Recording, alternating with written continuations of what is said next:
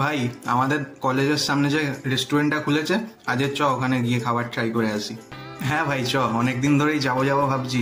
আমি শুনেছি ওখানে চিকেন রোলটা নাকি হেভি করছে। হ্যাঁ, আর আমিও শুনেছি ওখানে লাচ্চা পরোটা আর চিকেন কোরমাটাও নাকি হেভি করছে। কালকে বরুণরা গেছিল, ওরা বলছিল। ও, চ, দুটোই ট্রাই করা হবে। কি রে, তোরা কোথাও যাচ্ছিস নাকি?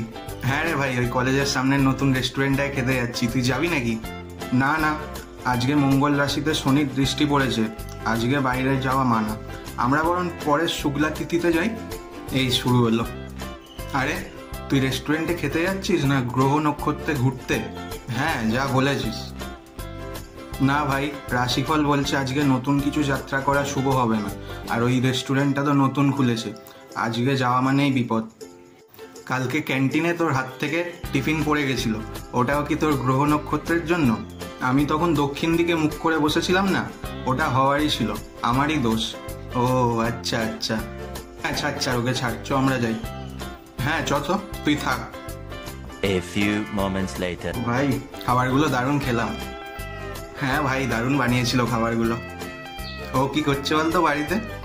দেখ গিয়ে বাড়িতে রাশিফল চেক করছে আবার। কালকে রাশিফলটা বরং চেক করে নি।